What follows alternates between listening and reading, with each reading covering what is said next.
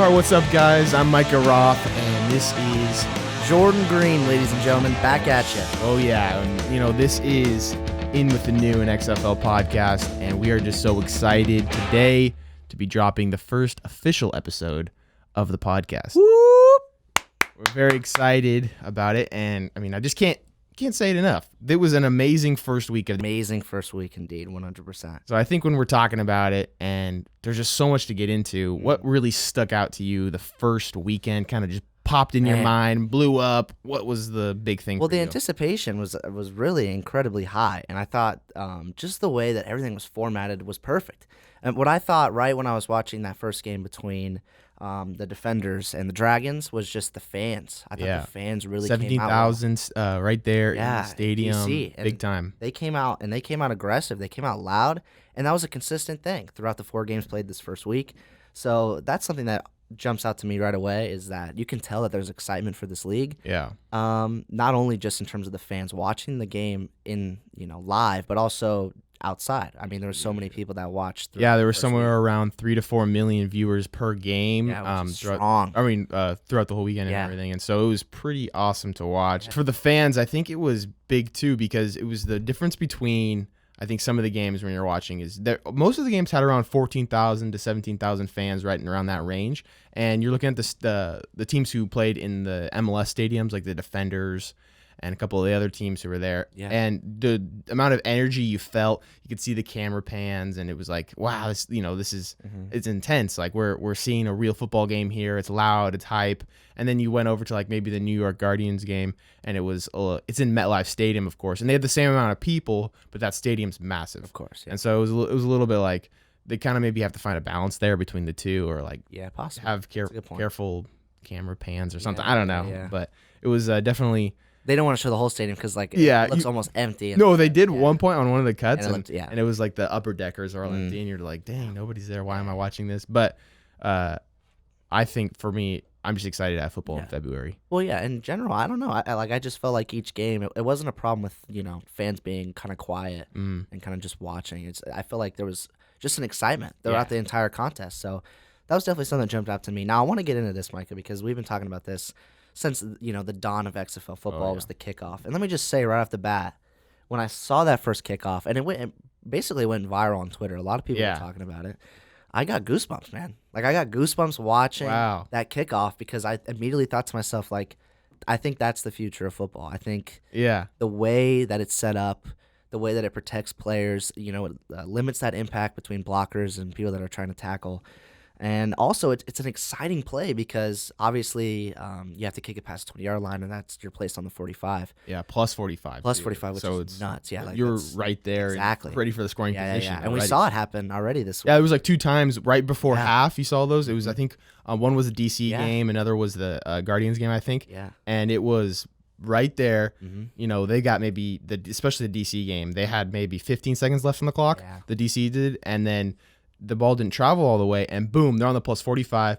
They go, a couple plays, like 2 plays down the field, boom, kick a field goal. They have the momentum going into the half, and they, in turn, like totally win that game at the end there. And 100%. So definitely getting that momentum in the second half was like big time. Big time. But even when it did go past the 20 and someone returned it, it felt like they were just getting really strong kickoff returns. Yeah. And it's because once you get past that line, there's no one there to tackle. Nobody. There's no. Yeah, exactly. Once you get past that contact, you're set.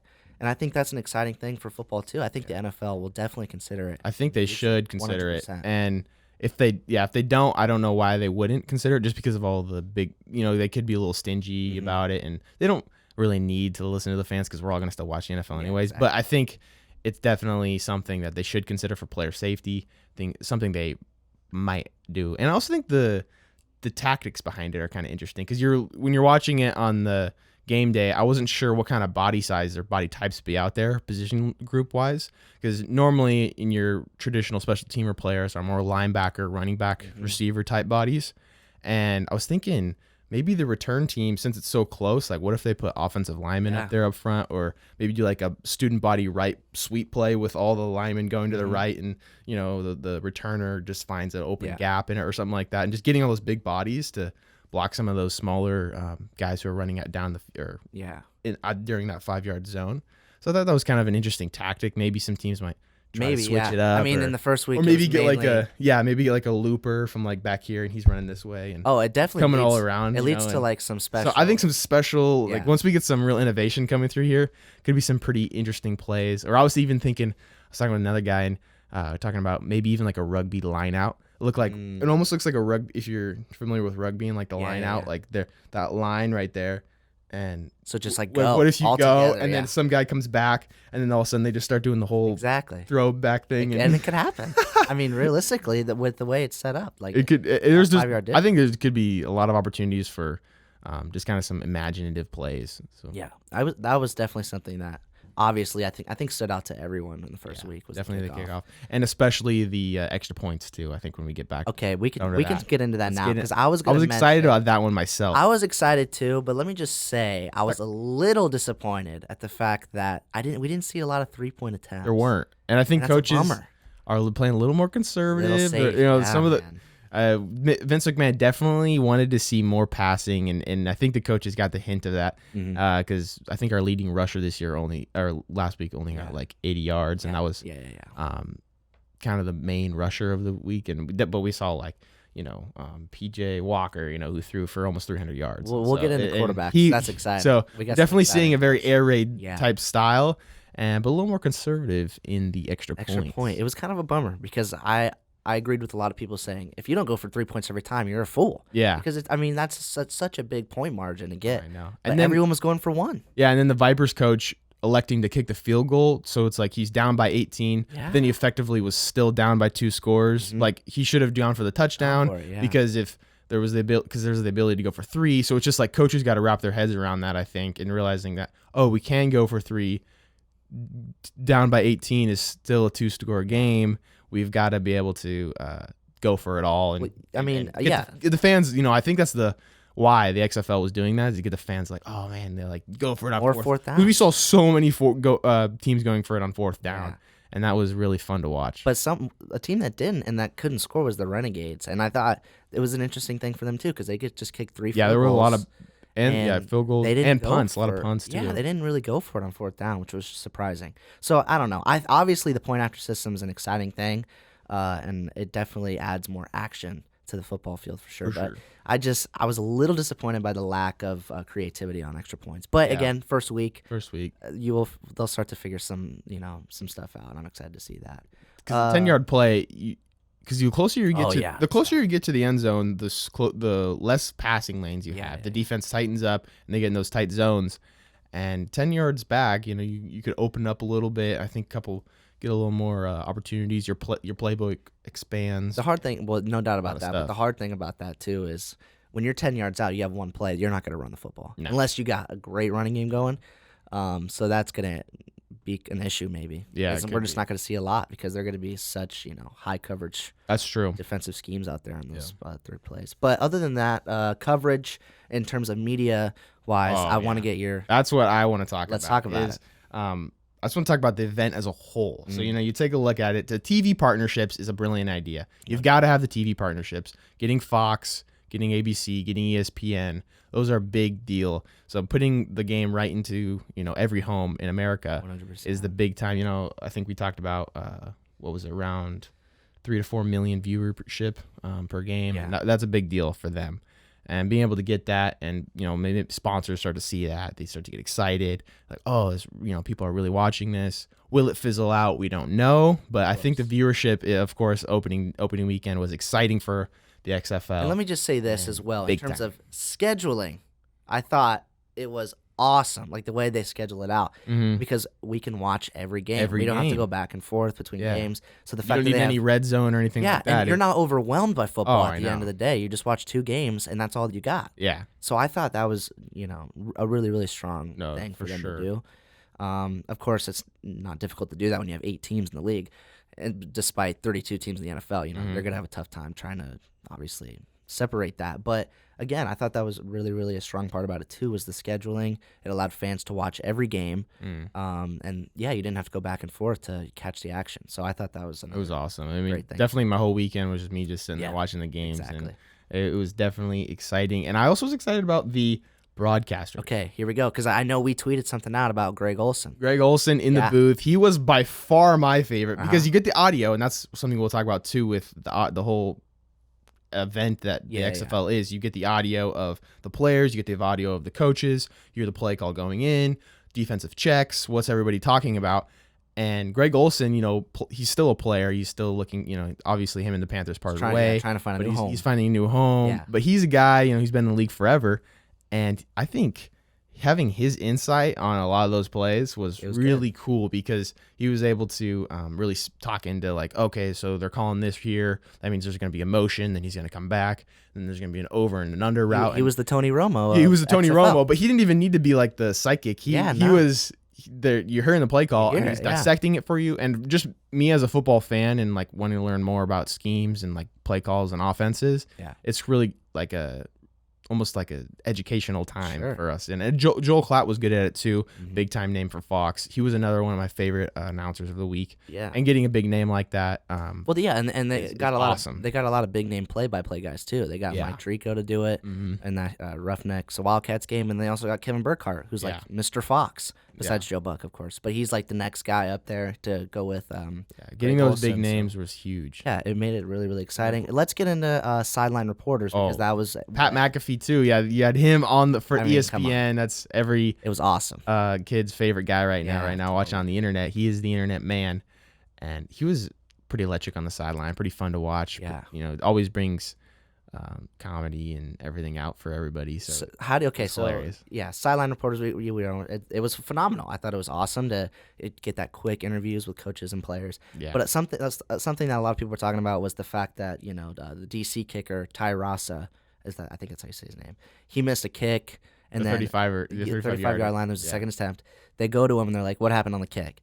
Do you think that's demoralizing for players to have to like kind of experience that and get used to that? It would be terrible if you're in the situation. Yeah. But I think for the whole media coverage and trying to get more fans, you got to be do it because you're trying to get viewership, and it was entertaining. It was super entertaining. I think it was like trending on Twitter for a little bit, like everybody laughing at like this kicker's like, yeah. Dude, it happens. I missed it. Yeah, part of the job. No, yeah. And another thing I was thinking too was like, I wonder if coaches get annoyed. But again, that's just something that Winston Moss for the LA Wildcats seemed a little ticked on the sideline. His team wasn't doing good because they weren't doing good, and he's got the headphones on doing the interview. Like, I'm still making time for you guys, but I'm hoping to get off the field here. And then they didn't, and it was tough to. It's gonna be. I think it's tough for them, but for us, it's awesome. Oh, I know. Let's just call it as it is. But I think that's what you got to do. You got to be fan first if you're trying to bring in revenue and bring in the whole league, especially when you're new. Yeah, when you're a new. Franchise or whatever. But last thing I want to talk about personally that impressed me was obviously I think it was just well-rounded, good football. Yeah. Which a lot of people weren't expecting. I think a lot of people are expecting, it's kind of like that gimmick football, kind of like what it was previously in the XFL when it collapsed after a year. But for me, like in the first two games, the offenses were fast. They were moving, deep balls, good, strong plays. Yeah. And then the second... E.J. Walker. We'll get into it. But but then on Sunday, defense was like the thing. And they were playing great defense. Like, especially if you think of the Guardians, they probably had the best defensive game out of any team. Those are the guys right there. I was so excited about that because they're the back in black jerseys and my favorite uniforms of the weekend. But we'll get into it, I really liked the whole defensive because on the first day I'm like sitting there going, it's just this college is going to be all offense. It's just college football. Like that's what everyone was probably thinking. I'm a defensive guy at heart, and I'm like, okay, this league's going to be straight all offense. Yeah. And then the next day, I was like, okay, let's go defenders or Guardians, I mean. And it was super cool to see those guys in New York just be able to take it to the Vipers. It was something like 0 touchdowns. 3 points. Hold them to 0 touchdowns, though. Oof. And they had like something like 3 interceptions, 5 sacks, crazy numbers. But even the game before the Roughnecks, I mean, they struggled to start, but once they got to that second half, they held the Wildcats offense to that nothing. Defense was good too. They had like 18 hits on the quarterback, 3 sacks, and it was crazy to see them really.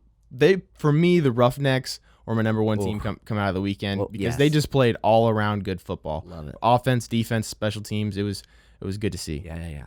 So, I mean, that's kind of just what my general thoughts are for the first week. Anything else you want to add on to this conversation? I think, for me, the last part I want to talk about is for fan viewership, it was something interesting to see. It's the first time we've seen it in the sports world, and it was the betting aspect. And I think the betting aspect was, you saw in the corner, they had the over-under, they had the point spread, and the commentators were even commentating on if they thought that it was going to hit the over, or if they thought it was going to be in the under, or what the spread was going to be like.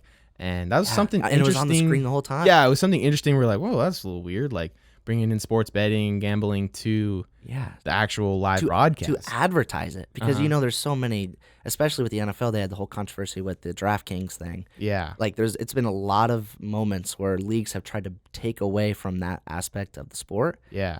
And, I mean, they're influencing it. I think that's, again, another way that they're trying to interact Trying to get fans. people to come in, because you put money down on a game, you're definitely going to be interested 100%. in it. And it's a good marketing standpoint for them. But it was definitely like, almost like, well, that's a little weird. Mm-hmm. Like, I think anybody who works at the NFL, it would be like, because they're not allowed to, as an NFL employee, you're not allowed to bet or anything like that. And so, you get the XFL guys talking just straight up, I think they're going to hit the over here. Like, oh, no, it's only 3 points so far. They're definitely not going to hit the over. Yeah. So it was pretty funny and cool to watch for the first time. You're like, oh, interesting. Broadcasting live on national TV right now. And it was... Let's influence gambling. That's fun. Yeah. I mean... It worked. It was effective. I think it did, yeah. It's just another way to bring in more people. Yeah. All right. Yep. So that's our general thoughts on the first week. All right. With all that being said, general thoughts on the first week, let's go ahead and do a little bit of game analysis here. We'll go game by game. We'll do it based chronological order. So first game was the DC Defenders versus Seattle Dragons. Seattle Dragons. Seattle Dragons. Yes. Let me just say right off the bat, we talked about, you mentioned the Guardians being your favorite, just uniform in general because of the black look. Yeah. Black. And, I thought all the jerseys were okay. I wasn't terribly impressed with all, the entire uniform for a lot of teams. But right off the bat, the Dragons helmets, they were my favorite. Okay. Yeah, and it was a little childish. I can see maybe like a childish gimmick, but I love helmets that have a whole thing on the side going on. It showed the whole dragon on the side. It wasn't just the logo. Yeah. So I thought those were really, really cool. But other than that, Dragons weren't very good. They played decent in the first half. First half, they were they were leading, sure. And their quarterback did well, but it was definitely Cardell Jones show. Okay, we'll get in, because Cardell was fantastic. So let's just call it as it is with Cardell Jones. I mean, if you want to do an early front runner for the XFL MVP, I mean, you might. The eye test is I'm focused on Walker because he was just so phenomenal. But I think in the first week, Cardell Jones, he had the best stat sheet by far. 10 in completion, 16 for 26, 235 yards with 2 touchdowns and no interceptions. Mm-hmm. I mean, those are NFL QB numbers. He did have the highest QB rating of the year. And he's also hasn't lost a game since high school. If you've heard this stat, he's only played 12 games. Yeah, he's only started 12 games since high school. He went on that run with Ohio State when he came in the backup role and ended up winning him a national championship. And then he started for the Chargers one time, maybe a couple times. I think it was one, but ended up winning that game. So he's undefeated as a professional football player and a collegiate football player. It's an exciting thing. With a natty under his belt. Yeah, I wanted to raise that. It's an exciting thing for Jones. As you mentioned, went to Ohio State, picked in the 4th round of the NFL draft by the Bills.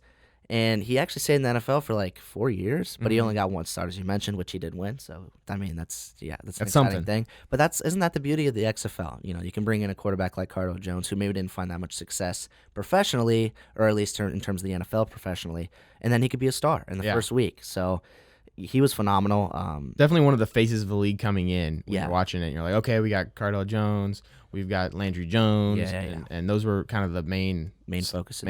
Focus. Because they had NFL experience from a quarterback perspective for sure. But other than that, Seattle, they looked good in the first half. I just think their biggest problem was the 2 interceptions. Yeah, the 2 interceptions. That really got them.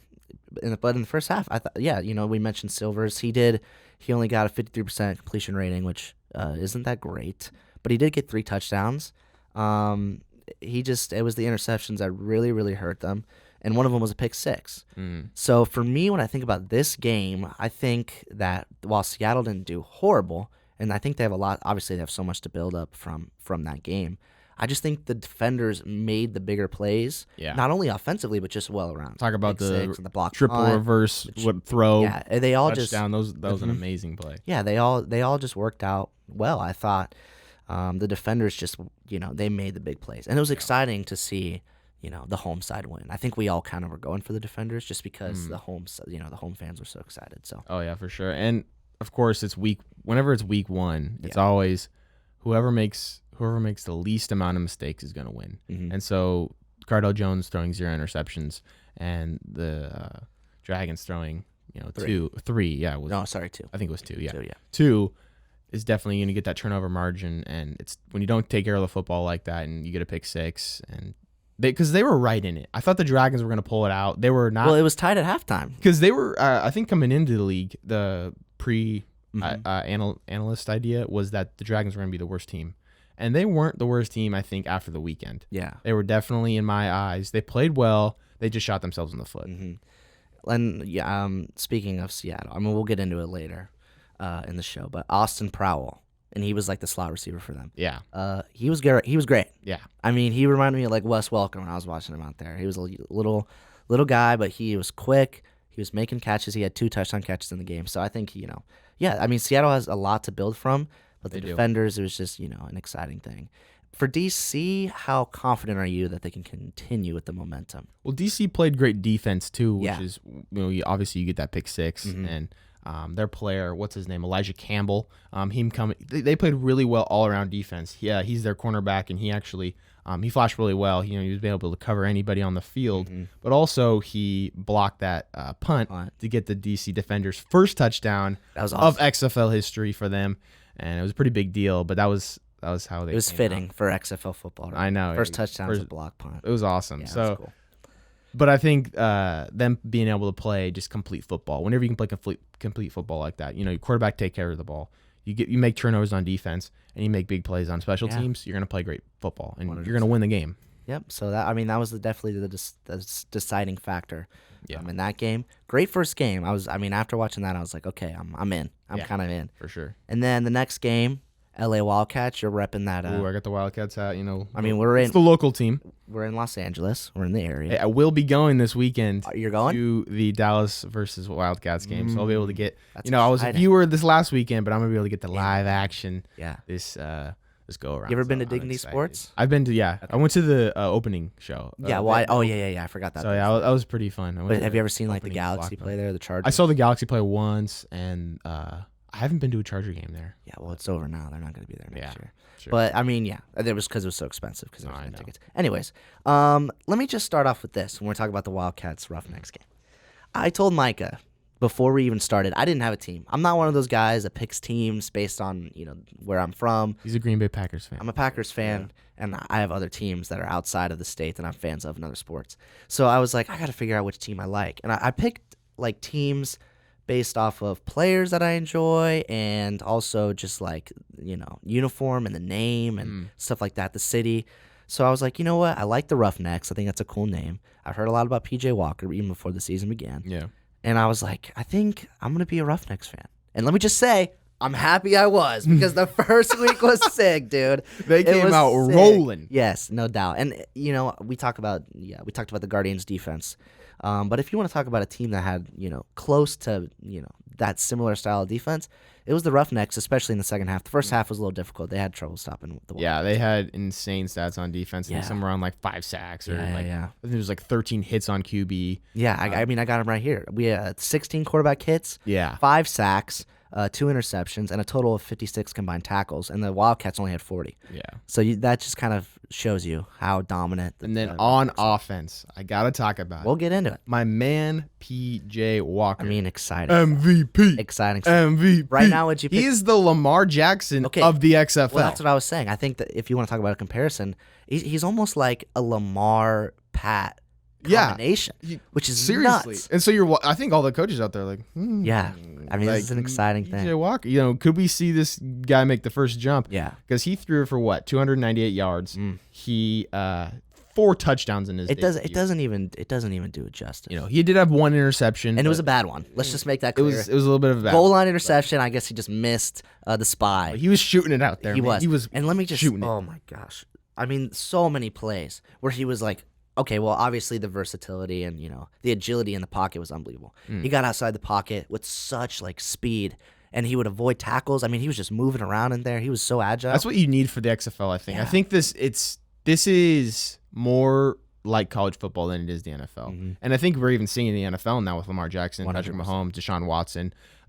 So it's, I mean, we can make that comparison too, but I think dual threat quarterbacks are definitely the future because it's 100%. so hard to defend against them. Yeah. And when you get these guys who you're really afraid of that are going to run, and then they can also just dot it up, that's scary as a defense. Because you don't know what the heck he's going to do. And you got to keep a guy back to be able to spy him, making sure he doesn't run. But then also that takes a guy out of coverage. So he's just throwing it down the field. Like that first play, PJ Walker, literally down the field, boom. It was like a 50, 60-yard bomb for a touchdown. Yeah. And when you think of like mobile quarterbacks in NFL history, like back in the day, you think of like a Randall Cunningham and, players like that. I mean, we know that Randall Cunningham is like one of the best quarterbacks ever played, maybe the top 20. But now it's getting to the point where they're more advanced than pocket quarterbacks. Yeah. Just their ability to throw the ball. And Walker, there were so many times when he was outside of the pocket and like he looked like he was off balance and he like backed up with his back. Patty Mahomes, he's just trying to whipping it. He threw bullets out there the field, man. He was definitely awesome. the most electric player to watch. Yeah. And I think if they can get more play like that out of him, the ratings will keep coming in for the XFL because 100%. That's must-see TV right there. Being able to see that is fun to watch. Yeah, it was awesome. And then obviously once the defense for the Roughnecks started to, do what they did in the second half, it was kind of a runaway. For the Wildcats, though, the team, I got the hat. Yeah. They definitely imploded. It was like they came out and they get that immediate, the Roughnecks get that immediate huge long bomb touchdown. Yeah. And then all of a sudden, boom, like it just imploded. It was like a slap to the face. And then their quarterback. Canoff. Oh, Canoff, Yeah. Canoff. I couldn't remember. But he's from Princeton. Mm-hmm. But he just seemed like he was like overwhelmed out there. Like he kept running, like talking to the play, like he just looked stressed out there. And that's not how you're supposed to be cool, calm, and collected as a QB. You have to, be a leader, bring your team in. And he just wasn't it for me. And I just was not impressed by him. He was a very good passer. I think he had a few good throws for sure. Yeah, the receiver, what's his name? Out of Colorado, who had 100 yards. Spruce. Spruce, yeah. Spruce was amazing. He was a great receiver coming out. But I think it was just kind of the quarterback's position for them needs to be addressed. I think they're going to probably start Josh Jacobs next weekend, former Redskins backup. Yeah. But they definitely got to get that handled. That's what we're going to see is whoever has the best quarterback's traditionally going to win here. Well, yeah, and you look at all the results. We talk about the idea of a mobile quarterback. All the teams with mobile quarterbacks won their games. Yeah. I mean, the Guardians, they have, McGloin, who's like a pocket passer. But, I mean, along with, what we've been talking about for the Wildcats, the XFL proved this week that they're not messing around. If you're not going to get the job done, you're out. Yeah. So the Wildcats already fired their DC. Pepper Johnson's right out of there. I was like, whoa. It was a shocker. One week, dude. And he's got a pretty good track record. As a player, he played for the New York Giants. He won 2 Super Bowls there as a linebacker. Then he transitions over to coaching, and he was under Bill Belichick as an assistant, and he wins 3 Super Bowls there. I know Bill Belichick's the man, but you think you've got that status there. He's got 5 rings. Like, what? You have 5 rings in your career, and like you have one bad game, and then boom, you're gone. Like he must have done tough. There's got to be something more to that story, but like that's crazy. Yeah, to be able to just get immediately thrown out of there. Yeah, he was one of the more revered coaches I thought in the XFL. Yeah, I'm definitely on the defensive side for sure. Mm-hmm. But now it makes me wonder if if Canoff after his one bad week, if they just bench him. I'm sure they will. They will. There's no way you're gonna that. The XFL's going quick, dude. You gotta get the job done early. Man, I was thinking L.A. bring in Johnny Manziel. Ooh, that would be fun. Johnny was talking a little bit about how he doesn't want to play for a league that's going to collapse. And he was at the end of the year being dumb. But I mean, maybe after he saw what happened this week, football, man. Like if you love football, and I think he loves football, and you get a chance to play, you got to play. I wonder. I don't know. Maybe he's tried. I think I was reading a little bit too. Like he might have tried, and the XFL didn't want him or something like that. Not sure if that's a true story or not. But well, time will tell. Definitely, if we can get the triangle of one of those guys in there, like Colin Kaepernick or a Tebow or somebody like that. That'd be fun to see. I mean, there's a couple spots I think that need to be filled for quarterback in the XFL. Yeah. We saw great play out of like Tamau and Walker and the mobile quarterbacks. Yeah. They were the ones that really stepped up. and Cardale Jones. If we can get, just 2 or 3 more guys to pop in there like Tebow. Yeah. Imagine if Tebow got in. Man, I don't know. It know. would be electric. I would be so stoked to watch that. I definitely see. I don't know if he'd play well because he hasn't played in a while, and he just got married and everything. Yeah, but and he's like, isn't he still a baseball player? I don't know, man. I don't know if he's still playing baseball. Yeah, whatever he's doing. But it would be. It's gonna be tough to get him back. That's all I'm saying. I feel like he's in his backyard still throwing the ball around. I don't know. If they can convince Kaepernick to come back, wow. Kaepernick would be cool, but they try, or they talked to him, and he was asking for like $20 million, I think, like that. Crazy. And they're like, no, dude, the top we're paying right now is $500,000 for Yeah, the quarterback. We're not paying you $20 million. yeah. So Even for a spot like LA, that's too much for sure. Yeah. So let's move on. Actually, no, let's not, because Roughnecks, gang, they're my team. I'm sticking with them. They're All right. winning the whole thing. Calling it. Got it. All right. Next game. Talk about a little bit about the Vipers and Guardians. Oh yeah, man. You can go ahead and start with the Guardians. Defense. Yeah. Defense. The Guardians, man.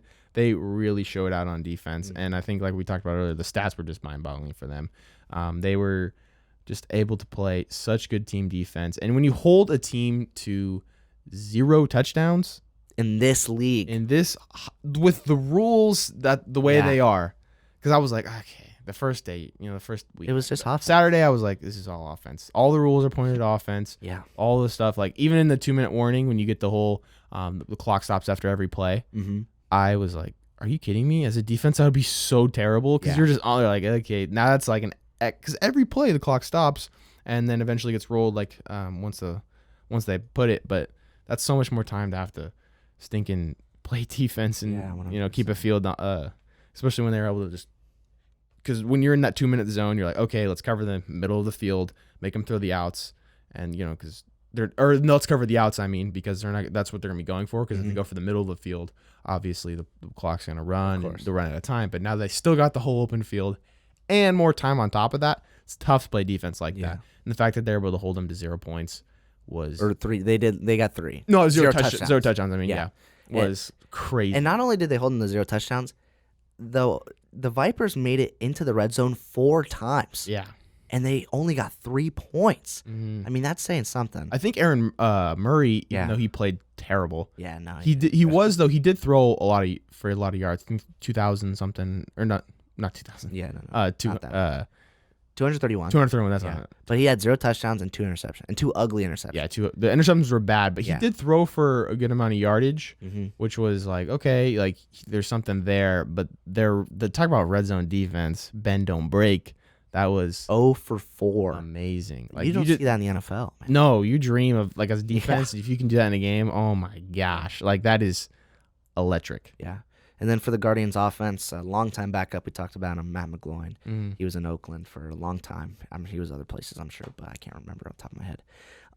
But he wasn't phenomenal, I don't think. He wasn't. He was all right. He was more of a game manager. He is a game manager. Really rode the coattails of the defense. 100%. But he got the job done. Yeah. So now you're thinking, all right, well, for these backups in the NFL, maybe you look at that and you're like, well, like even the aging backups, because McGloin's not old, and then you can see Landry Jones, who has been a backup for a while.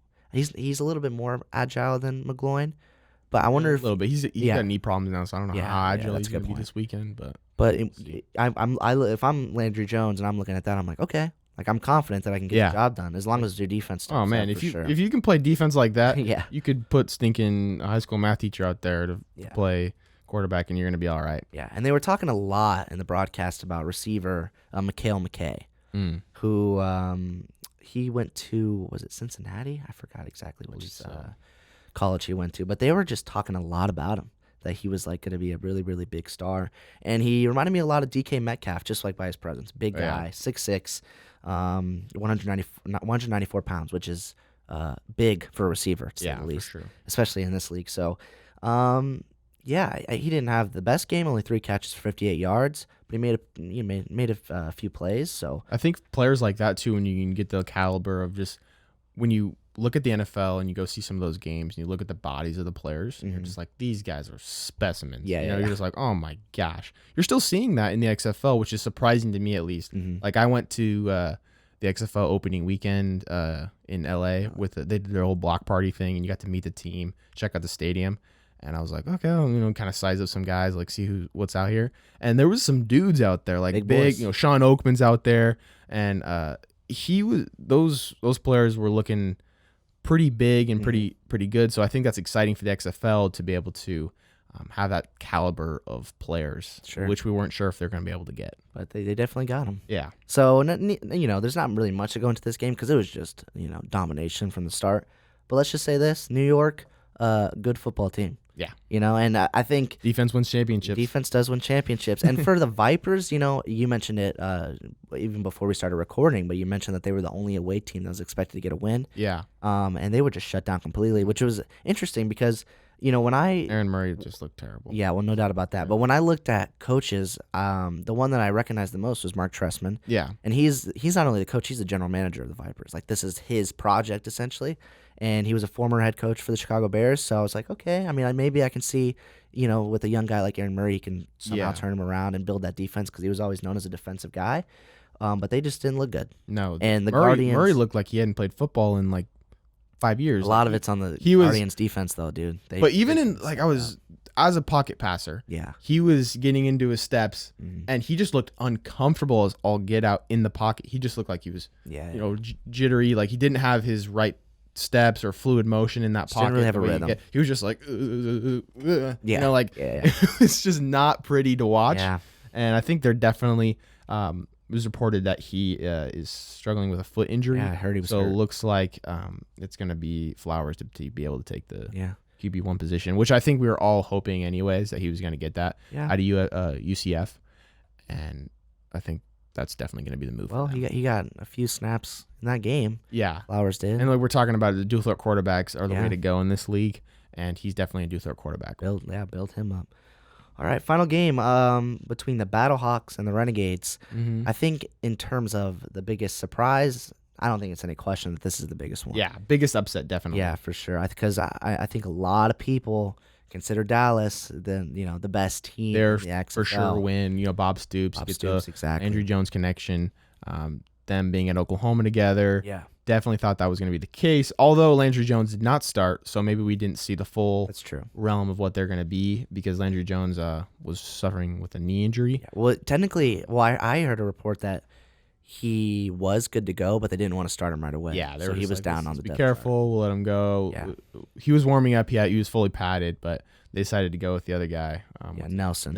Yeah. Phil Nelson. And he also didn't look too good. He didn't look terrible again. I don't think any quarterbacks look terrible. For me, it's like the presence you have. Yeah, and I think when we look at it, it's with Knopf for the Wildcats and then Nelson for the Renegades. Yeah. There was definitely a sense between both those guys for me that they just did not look very I don't know if it's confidence the right word, but more like they're supposed to be there. Yeah. They're the leaders. As a quarterback, you've got to have that presence where like, guys, we're down in it. It's a crazy situation. It's opening weekend. Holy crap. Like, bring everybody in. We're good. Let's go. Like, be that leader and be able to announce and play well. I think it was definitely those guys looked like they were just kind of. Well, here's the thing with Nelson. And I'm again, the offense didn't do well. They only got 9 points. They didn't score. So that's a problem in itself. And then you look at his stats, at least when you look at his completion percentage. It was 79%, and he had 33 completions for only 42 attempts. So he only had 9 incompletions. The problem is with 33 completions, you're thinking, oh man, I'm sure he got like 300, 400 they're yards. all like 2 yards. Yeah, he only got 209 yards. So they were very conservative with the play calling. Very. And I don't think that's I don't know if the play calling was conservative. Yeah, his checks were conservative. Yeah. He was immediately, because they're running that no huddle hurry up offense, and he was immediately just going boom, right to the back, right to the the quick out, just right flat to routes the, every time. So it was definitely more of his boom, boom, boom type mentality. And I think they need to see somebody, because if you can do that and you can inch your way up your field, but eventually you got to take a shot, and eventually you got to be able to get me, it takes a plus 5 yard play. It takes a really, really good system to work with those short passes. I've always said with Tom Brady, that's just what he does. He just throws it to the short passes. But he's always been able to get those benders on Edelman or whoever. 100%. So that's kind of why he has had success with that. But then when you think about the Battlehawks, man, again, it was complete football for them. Yeah. That was really, really Jordan evident. Tamau, and they were able No to doubt. establish the running game. Both Tamau, I think, had 77 yards. Yeah. And then, of course, their running back Jones, who had 85 yards. Mm-hmm. That was being able to get those guys going both with their legs. Anytime you're able to open it up like that, that's really good for your team. Yeah, no doubt. And then, yeah, as you mentioned, Jordan was phenomenal. Ole Miss quarterback. A lot of excitement for him, too. Yeah. Maybe not as much as the Walker hype, but again, I mean, he came. Yeah, his is an interesting case is because he's a younger guy. Mm-hmm. And last year, He got no love for the draft. No love in the draft. And so he's kind of the first scheme of quarterbacks, at least, that are coming in straight from early as they could from the college game. Yeah, no doubt. And I mean, he had a great game. Oh, yeah. 20 He for looked 27. Good. Yeah, 209 yards, no interceptions, no fumbles. I mean, he looked pretty. Played phenomenal. a great game. Yeah, again, he was very agile and mobile in the pocket. So we talked about it throughout this whole podcast. It's the way of the modern quarterback. It's the way we're looking. And he kind of meets that whole criteria. Everybody's trying to find their Lamar Jacksons because it works. It works a lot. It works well. Yeah, and then along with that, I think what was more shocking than anything about this game was the Battlehawks defense. And again, we kind of mentioned that Dallas wasn't fully there, but that defense was really, really strong. Yeah, they forced 3 turnovers, and we all know the importance of turnovers. That's really what changes games. Of course. But they just did a good job. Yeah, they just kept him out of the end zone, and you could do that. I mean, you're gonna win football games as well. 2 red zone trips, a lot of touchdown, and Dallas didn't score all game. They just had the 3 field goals. That was it. That's all they had. So for St. Louis, I think that was shocking to see their defense step up the way. And they were coming in. You're on the road. You're going into who is supposed to be the best team in the league, 100%, and be able to get the only road win of the weekend. Yeah. It's a big time for them. And we are kind of doing Dallas short in a way. Yeah, because they didn't have everything they needed, and they were just very, it was just a weird feel to the offense. It was. I mean, they went 1 for 10 on third down. I don't think they're gonna do that again. No, I think that's awful. I'm excited to see. I'll be there live at the game. Renegades versus Wildcats. Landry Jones making his debut, and I hope that offense gets rolling. Yeah, and I think realistically, like if there's any loss that out of the 4 teams that lost this week, if there's any loss that doesn't do justice to the team, it's the Renegades. Yeah, they're going to be back. They're going to be fine. It'll be interesting to see how they play against the Wildcats though, because the Wildcats are going to have the same thing. I think they're going to end up starting Josh Jacobs for sure. The Wildcats. So it's new quarterback, be able to come in and hopefully same thing, be able to flip the switch on. Yeah, for sure. So should be a good game. Excited for it. Top 10 moments. Yeah, what is really grasped our attention? Yeah. And a lot of them for me are plays, and I'll go ahead and start with one that is kind of a shocker. I talked about Austin Proehl for the Dragons, last segment, and he had 2 touchdowns, but the one that really stood out to me was the second one. It was a 57-yard touchdown catch in the third quarter, and it actually tied the game. So to start with the play, their quarterback Silvers, he was running, and it looked like he was about to go past the line of scrimmage, but he pulled the Pat Mahomes. He maneuvered his body like this. Yeah. Right, and he threw a dime to Proehl, and Proehl was able to make the catch, and he had a lot of space on the sideline. But I was like, "There's no way he's gonna make it. He's 57 yards out. There's no way." He puts on those freaking roller skates, dude, and he goes. And like they were trying to push him out of bounds, and they were like trying to like get him out of bounds. And he just hugged that sideline right up. Hugged it, dude, and I was like, "There's no way this little white boy's gonna make it," but he made it. I was shocked, and it was one of the plays where I just was like, because I was at work and I was watching the game. I was like, what the heck? Like, that just happened. He freaking ran. I mean, it was unbelievable. It was one of those plays where you're watching, you're like, what? Did that happen? Yeah, did that happen? Did he step out? Like, nobody touched him out? He definitely just, that safety coming down, I thought for sure was going to cut him off and be able to make that angle tackle. But he just kind of went, boop, boop, yeah. Boop, It was awesome. And I mentioned at the beginning, he gives me kind rolled of up. He gives me like Wes Welker vibes, like a quicker yeah. Wes Welker. I don't know. Obviously, he might not have the hands as Welker. It's only been 1 game, but he looked phenomenal. So yeah. I'm excited to see what he does throughout the season. Number 9 for me was my favorite team, Roughnecks, gang. The Roughnecks. They got an interception in the 4th quarter that I thought was really, really cool. It was a pretty simple play, but it was, the pass was deflected, and it found a way to get into. They were across the sidelines, and it was found a way. The ball was just right into the hands of Deatrick Nichols, who was the cornerback on the team. And there was a second where I was like, oh man, he might be able to turn this for a touchdown. He just kind of like caught it this way, and he just ran it across the side. And I was like, oh man, he might be able to make it, but he was caught, and that kind of just put the game to an end. And it was a great play. I thought a great defensive play on both sides, good concentration. Number 8 for me. Do you have anything to add to that? It was just a normal. Yeah. I agree with it. Yeah. I agree with it. Yeah. Number 8 for me was a Viper. We got a Vipers play in here. I don't know why, but we did. Viper. Yeah. It was a. It did have one of the top leading receivers. Yeah, it was a catch by. I don't think this guy was. He did have a great game. Trusdell. Yeah, was a tight end, but he had a great one-handed catch. I think what made it really cool to watch was that it wasn't a one-handed catch in the sense that he just caught it and then he just took it. He kind of batted it in the air, and then the defender was coming, and I was like, oh, he's going to smack him. And he did, but somehow Trusdell found a way to corral the pass in. So it was just really, really great concentration, great focus. That was somewhere in like the second quarter, I believe that play happened. So, again, it wasn't a big play in terms of, because they didn't score or anything, but it was like a 14-yard catch, one-handed, kind of reflected, and then boom, the big impact. There was a lot of big hits this weekend. There were. We didn't really get into some of a those lot safety, of it. The safety play Yeah. Was tremendous, especially for that roughneck play. Yeah. Him coming down on that Wildcat receiver, just absolutely perfect timing, textbook time. Didn't spear the receiver, but also just came in with that shoulder and popped the ball out. Perfect timing, like just stuff you can't really teach like that. Just being able to have those instincts and being able 100%. to time it up perfectly is so hard to do. Yeah, 100%. And that was just really pretty to watch. Yeah, so Trusdell, number 8 on my list. Number 7, this is probably one that you'll remember because it was memorable. It was the DC blocked punt. It was their first. Elijah Campbell. Yeah, it was their first touchdown for the DC defenders, which is awesome. Nothing like getting a blocked punt to just mark your way into XFL history. 100%. It's the number one, or the first touchdown of the defenders' franchise entirety of it was history, awesome. and it happens to be Elijah Campbell going for it. Boom, blocks the punt. Yeah, and the fans touchdown. Great, dude. Yeah, the fans went crazy, and it was just perfect. It was right on the goal line. Yeah. You don't see a lot of block punts in that area because the kickers try, like the snap comes so quick, they try to kick it just anywhere so it doesn't get blocked.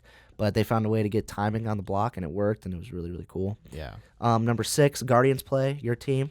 The Wildcats are your team, but Guardians after this weekend, dude. The defense is just alive and well in the XFL, and I did not think that was going to happen. Me neither. And it was a defensive play on my number 6. It was safety.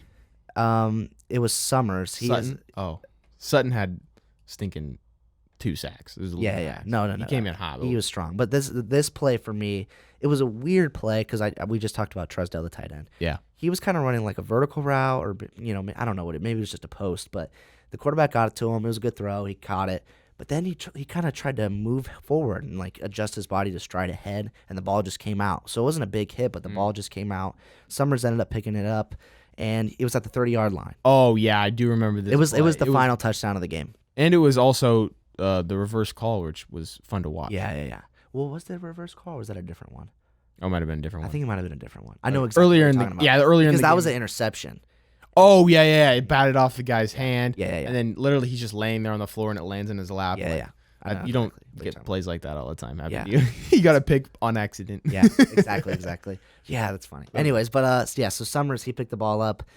He was 30 yards out, and he just kind of got really, really good blocks. And then what really made the play awesome was that when he got about 4 yards from the goal line, he kind of just hurtled up in the air. It looked like he was up in the air like 7 feet, dude. Oh. I mean, he jumped so high. He jumped over one of the Vipers receivers, and then he met this really heavy offensive line guy right at the goal line, he just trucks him. He tried to truck him, but he got in the. He somehow got in there, but he got absolutely obliterated. It was awesome, and I was just for the touchdown. Yeah, too. it was a touchdown. The game was already iced at that point, but it was the last. Anytime you can score on defense is amazing. Yeah, exactly. Another defensive play here.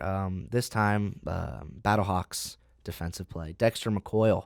He had a good hit on the Dallas quarterback Nelson. Oh yeah. Near the line of scrimmage was a 3rd down play.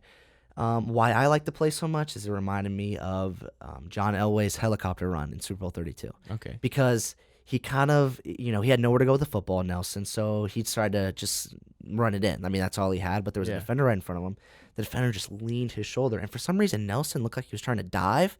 So, like, his shoulder got to, like, where, his back was, and he was just airborne for, like, a solid, I mean, like a few seconds, or not even that. But I feel like it was in slow motion. Yeah, though. it was one of those plays where he was airborne for a while. And it just looked a lot like Elway because when he got hit, he kind of turned his whole body. And it was a third down play, so that it held them only to a field goal. So as they did the entire game. I mean, again, we mentioned it. They were awful in terms of scoring the Renegades. So, yeah, but that play definitely stuck out to me. Number 4, we've been talking about him all day.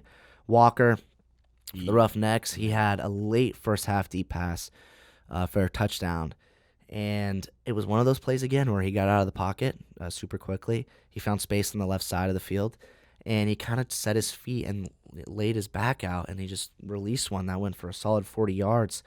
And it was caught. I think the receiver was Mobley, and what he did, I mean, it was just man coverage, but he was able to create that separation, and Walker found him, and it was just a beautiful ball that tied the game before the half. And then we all know what happened when the Wildcats didn't make that field goal near the end after the penalty. But it was just a really that was a crazy play. Yeah, the whole thing where they had 1 second left and the long snapper had to snap it right at 1 second. It was just a mismanagement catastrophe, and it was really what was going in the whole time for the Wildcats. It was a bummer to watch, but that was almost the moment, like after the Walker throw for the touchdown, and then that play, that was the moment where it just kind of went down. Because if they would have gotten that field goal, you go in, you're like, okay, they would have been field leading goal, at the half. Yeah, they're like, oh, let's go. Yeah. We're still in this, guys. Like, we played a terrible first half, but we're still in this. Yeah. And I think just losing that whole thing kind of put a real on the whole feeling for them. Yeah, but we'll talk. Walker. I'm sure we're going to talk about him a lot throughout this entire podcast. But we will. That was probably honestly, like, to me, his best throw. It was an awesome throw to end. Anytime as a quarterback when you can just get outside the pocket and like your feet aren't even set and you just throw it for 50 yards. Yeah. Those plays are special. Like, you can't teach a lot of guys to be able to do that. It reminded me of Patrick Mahomes. It totally. I think that's what people are after watching the Super Bowl and just his heroics the past 2 years. Yeah, exactly. Everybody's like, where can we make this in a lab somewhere? Yeah. They're trying to figure out a way to make a quarterback like that. PJ Walker, exciting. Could potentially be looked at. Yeah, we'll see what happens for sure. Number 3 on the list. This wasn't a play. This was just a cool moment in the Renegades game. When Troy Aikman was on the sidelines. As we know, Pat McAfee, he was the sideline reporter for that entire game, and he was awesome, as we talked about previously. But he had a cool moment with Troy Aikman where he got to interview him and talk about XFL football. And it was just really cool to see Troy Aikman, who obviously is one of the most historic quarterbacks in NFL history, especially in the city of Dallas. I mean, he's like a god there, essentially. This guy's own restaurant. Yeah, exactly. Troy's. So, I mean, it's a big thing. Yeah, it was cool to see him repping, his city and repping that team. And, so it was just a cool moment. And it was funny because during, their little interview, you almost got taken out. And Pat Pat was like, "Get out of the way, Troy." Just kind of like that funny, thing. Almost killed him. Exactly. Would have lost legend in the XFL. That would have made headlines. Now that would have ruined the league. But all right. So that's number 3. Number 2, if you didn't watch any XFL football this week, I'm sure this is the play you probably saw. It was the punt for Marquette King. Mm-hmm. We all know who Marquette King is if you're an NFL football guy. Raiders. He was on the Raiders. And went to the Broncos. Which is funny because when he was on the Raiders, he had a celebration, like a notorious celebration, against the Broncos when it was a great punt or whatever, and he was like doing the horse riding thing for the Broncos, like kind of like mimicking the Broncos look. So, and he was, just an exciting punter. Like, you don't obviously when you think of punters, you're like, oh, they're kind of like little kids. They'll kick the ball. They just kind of look childish in a way. I'm sorry, punters. I love you.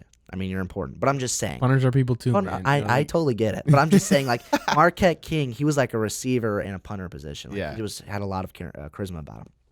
So he finds himself in the XFL. It's like a match made in heaven, in my opinion. But he finds himself in St. Louis.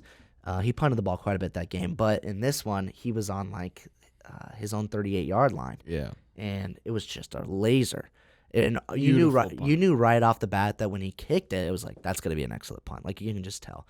But then it landed in like the 4-yard line. You said, oh, okay, not a lot of room to work with there. It's probably going to go into the end zone. But after it kept bouncing just a little bit, it literally was at the inch line. Dude, it was like inches away from the goal line. Maybe in the centimeter line. I was like, that was awesome. Because but the stupid that's the thing. Special teamer, I don't even know who the heck that guy's name is. He's going to be thrown out. Runs down the field and just pushes the ball into the touchback lane. And like literally, they didn't even need a team out there. Yeah, Margaret King just butting that thing and just dropping it on the 1 centimeter line. That is amazing play by him. And it was just dumb that stupid guy sticking hit that. Well, let's go ahead. I did some research here. What's his name? And this is going to be tough. You're going to have to try to help me through this. It's a hard name. His first name's Steve, not hard. Okay. The last part is Bahamuranis. Bayu Hernaeus. I don't know. Whoever you are, I'm sure he's just a special teams guy. Oh, my God. I don't know what he was thinking either. And it looked like he was purposely trying to tackle the ruined football. Probably one of the greatest punts in the history of football. Like that was, you launched that thing to literally like, the white line was right there, the goal line, and they would have it would have been a safety probably. I swear to you, dude, like it looked like he was trying to tackle the football like it was a human being. Yeah. I don't know what he was doing. I don't know what went through his head. But then all of a sudden he started to get up, and his teammates were trying to defend him. So I was like, maybe like they thought that, like the receiver touched the ball. Yeah. Then you get possession, and it's a touchdown or whatever. Maybe that's what he thought. But at the end of the day, dude, it's like, what are you thinking? You don't even take that chance. If he didn't even come close to touching it. It looked like from anyone's angle. So I don't know what happened. He lost control of his body. Yeah, it was just crazy. But Pat McAfee's reaction was just so funny. It was awesome. He was like, "What are you doing?" Like, because he's a punter, obviously. So we all know he loves to see, the punters have their shine. Don't even touch the ball. Yeah, don't even touch the ball. What are you thinking? Blah blah blah. So that was, And that's really impressive, Marquette King, because obviously we've heard a lot about it.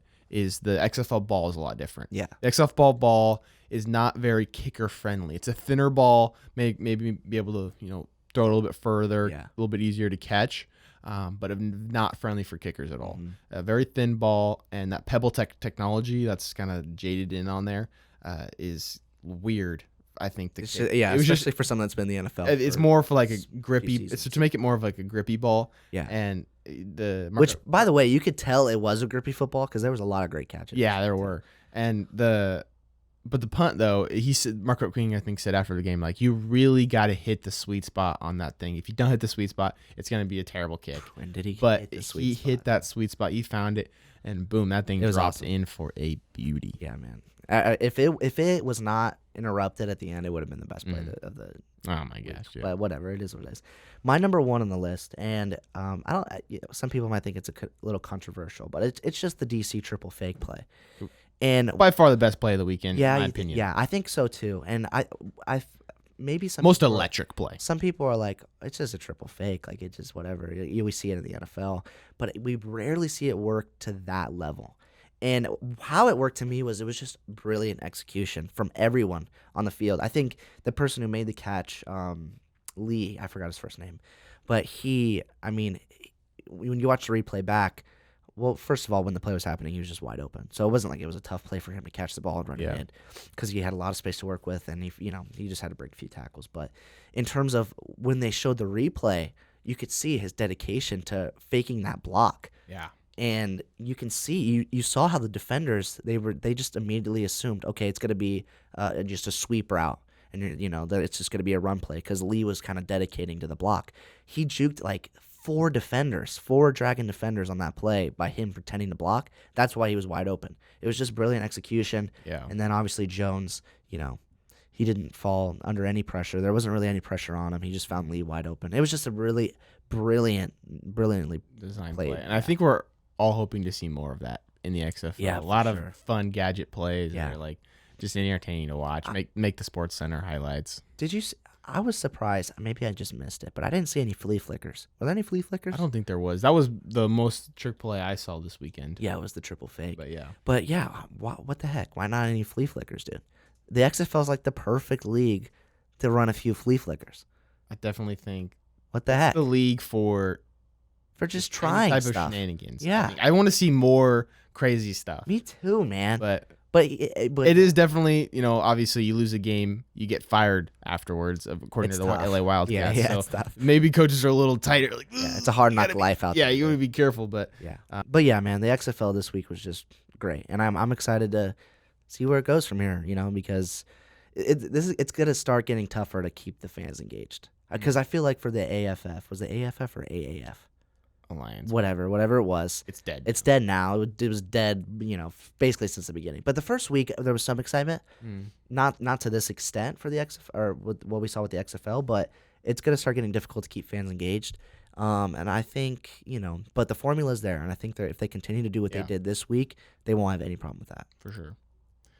So maintaining the fan base, it will be difficult. I think right now we're all excited about it, and there's going to be continued viewership. But I think the real test is going to come in too when March Madness starts happening. The bracket, everybody's tuning into that. When NHL playoffs happen, NBA playoffs, that's going to be a little more tougher for it to me. But I consider myself a football purist. I don't stretch my arm out too much. I watch a little bit of stuff like that, but. I watch it all, so I'm definitely excited for football being year round because I eat that stuff up. Yeah, for sure. Yeah, I mean, I'm a big hockey, basketball guy too, so it'll be interesting to see. Obviously, I'm gonna have to for the show, but it'll be interesting to see if I personally, just by my heart, I want to watch XFL over other things. But this week I did for sure. Yeah, so it was awesome. Yeah, it was really good stuff. All right, guys. Well, I think that's the show. Yeah, thanks for tuning in. That was In With the New and Xfl podcast. New episode every week. Please subscribe. Follow us on Twitter. And let's start this following going. Let's get it going. Get the best sports talk out there. Yes, sir. All right. Thanks for watching, guys.